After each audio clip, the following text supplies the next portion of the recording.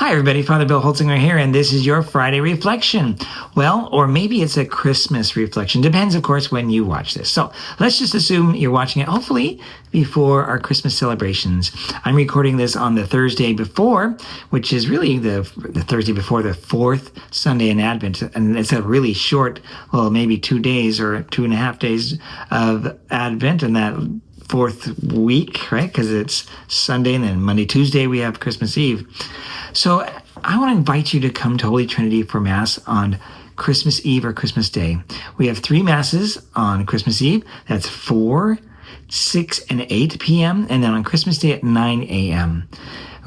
People ask why we have it that way. Well, that's because when people come. If we had like a 11 or a noon, let's say even later on Christmas Day, few people would come. And really we're trying to also be mindful of the people that are, you could say, their families who are helping us celebrate the Christmas. That is volunteering as sacristans, as Eucharistic ministers, all these different things, ushers and greeters. We want them to also have a wonderful Christmas with their families. And so that's why we have that. So again, it's really geared for our community so that we will be able to maximize their time and be able to have a wonderful, beautiful service. And of course, having it in the evening allows for kind of a beautiful ambiance. The Christmas trees, they'll probably have the lights a little bit dimmer than typical, and it's just beautiful. And of course, the music will be wonderful. You'll recognize so many songs. This is the time when we sing a lot of Christmas carols. But think about when you come and prepare that way. So you're not just coming without preparation. You first of all, right, you put on different clothes, maybe nice clothes because of Christmas, but also put on Christ himself in your heart coming.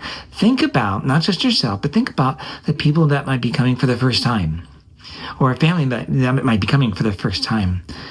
What will they expect, or what will they experience when they come? And how can you and I help them? Here's some thoughts, and I mentioned some of these in the bulletin from last week. Number 1, really consider not parking right at the front of the church, but parking further away. Maybe you're used to parking really close, but I might encourage you to consider parking in the backside of the parking lot so that those who are newcomers will be able to have a parking place. Imagine that you're brand new, you're really, having a struggle with just finding Holy Trinity, and there you go. The parking lot is not where you thought it would be in there, but there's a spot real close near the front. How welcoming would that be, right? And then when they come, when they bump into you and you are there, how will they respond when you say, hello, how are you? Or, hey, that's my pew, right? Of course, that's not who we are. We are the people that are welcoming that, hey, maybe you have your spot that you like, and that's great. But what a great Christmas present to give that favorite thing to somebody else. If they come in and you need to scoot down and you don't get that certain spot on the pew or whatever it might be, Merry Christmas. Rejoice in all these things because new people are here. And maybe they're not just new because they're, first time coming. Maybe they're new because they're with family and they've flown in and they're visiting family here locally. And this will be their time to be with them, but also with their family. That's Holy Trinity. So they're truly visitors, not people that will be coming back. What will they see and what will they get a sense of when they come and celebrate Mass with us? Will you then greet them when you meet them? I hope so. And of course, we want to be mindful of the people around us and be wanting to pray and have some quiet. But also, this is that tension of trying to be reverent. That is reverent to Christ, reverent also to the people that Christ loves. So it would be kind of not reverent if we're yelling and screaming or if we're not paying attention to anyone around us. Those are the extremes. So again, put on Christ, be who you are, be who we are as Holy Trinity, and welcome them and give them a space in the pew. If they seem lost or not sure how to use the missalettes, that's always a good one for newcomers not to really understand, especially if they're not Catholics. They may not know how to go through the Mass or how to follow the missalette. Maybe you can be there to hold the book for them or point out where they need to go. And then sing. When the songs are sung, sing with all kinds of gusto. This is good for everybody, not just newcomers. This is good for us. I know that when I'm there as the presider, it's amazing. It's so full. In fact, we'll be opening the doors at 2 o'clock for the 4 o'clock Mass. And again, that's because people do come that early.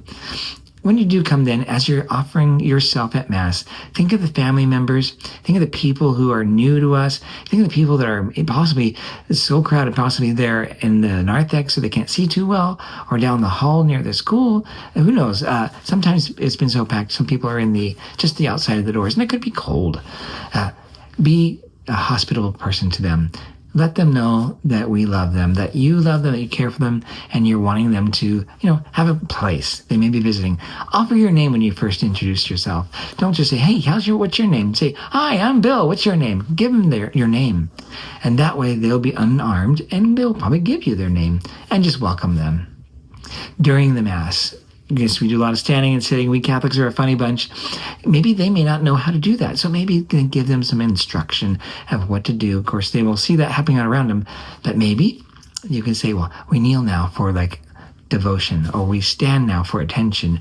Or maybe it's really clear they're not Catholic. Maybe you need to teach them how to receive a blessing at Mass. If they're Catholics, they'll know, of course, to receive communion. But if they're not, they may not know what's going on during communion, right? But maybe they want to participate in some way. So you can help them participate by helping them to know to put their arm across their chest. And when they come forward, we would say, may Christ be with you. And then they just receive that and they move back to their pews. Again, anything we can do to kind of remove the friction. That's what I call it. These all little small things. When the parking lot is so full that nobody can park, that's enough for friction for most people just to keep driving. That's why I'm saying, think about parking a distance in the parking lot. Or if there is, we're taking up a whole lot of room and there's more space for people and we don't budge, that's enough friction for someone to just move on. After the end of the Mass, maybe you can just tell them how you're thankful they're there. Or if there is a younger person or a teenager, thank them for their singing, a young adult, whomever it might be. And just let them know it was good that you were there. Tell that to them, that it's great that you were here. And again, invite them maybe to come back again. So there's lots of ways that we can then be welcoming. For myself, from Father Anthony, Deacon Brett, all our pastoral staff, all the staff of the school, all of the staff and the volunteer staff from Holy Trinity, I want to wish you a blessed and Merry Christmas. I'll see you this weekend for the fourth Sunday of Advent. Deacon Brett is preaching. And of course, 2 days after that, we will be having our Christmas celebrations. I'll see you then. God bless. Bye-bye.